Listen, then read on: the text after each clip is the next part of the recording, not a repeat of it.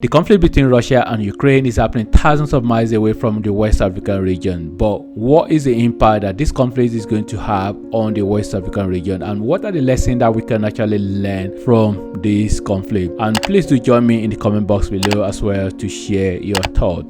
Okay, so the first thing I want to touch on is the oil price. So oil price definitely has gone up, so which means that the countries in West African region that produce oil, they will be making more money. But the sad thing is that even though they will be making this money, that money possibly will be going into the pocket of selected few people, maybe politicians and some people that deal with oil export. And another sad thing is that the West African region, we don't really have a lot of properly functioning oil refineries. So which means that we have this crude oil, we send them away somewhere to be refined, and they bring them back as a finished product. So which means that because of the conflict, the logistic of importation of the refined oil, it might actually means that it's going to be more expensive. So, and who is going to feel this? Is going to be everyday people, the common people on the street will be the one that will actually feel the impact. So even though you are making money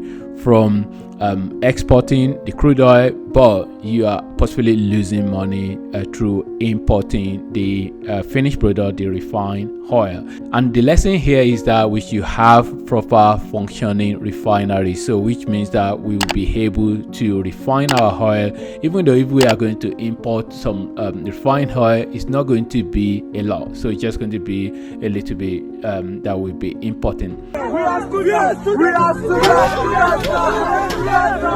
Another thing I want to touch on is the fact that a lot of our students from West African region, they were caught up in this conflict in Ukraine, especially Nigeria and Ghana, who has a large number of students that were studying there. It's really unfortunate that some of our politicians, they are not proactive. What do I really mean by this? I mean, when you're proactive, you're not going to be reacting to events. You would have taken action to control the situation before that thing actually happens. So because we all know that this conflict has really been brewing for a while before it actually started. So which means that they should have actually made preparation, and this is the reason why you have consular or embassy in another country. So which means that the people in that country that are representing the citizen of the country, so like say Nigeria embassy or Kenya embassy or whatever country in West Africa embassy, they're supposed to have actually taken action before that was started.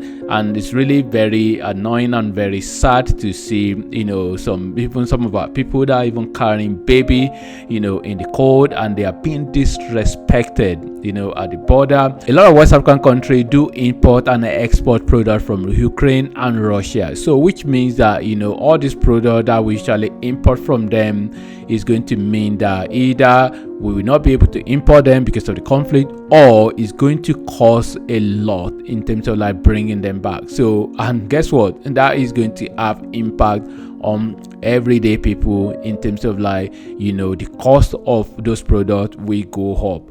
And it's just really very annoying as well that some of the things that we import also include food. So, and I think we also have arable land in Africa that some of this food we can grow them. I mean, there's no country that is going to be 100% independent in terms of like not needing other countries for some particular product. It's the reason why one product is available in one place and that product is not available in another geographical location. So which means that we're always going to need one another.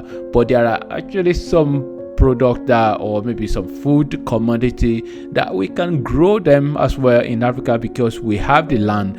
So it's just a lesson here as well that we should do more in terms of like promoting our agriculture to be able to make sure that we are not suffering from the fact that there's a conflict somewhere, and then we're not able to have that particular food commodity. So food security, it can actually be an issue because of a conflict somewhere else.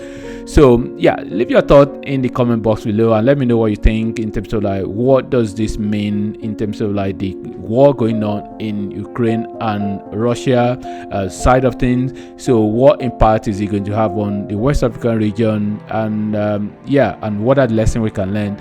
Just share your thought in the comment box below. Thanks for watching, and God bless.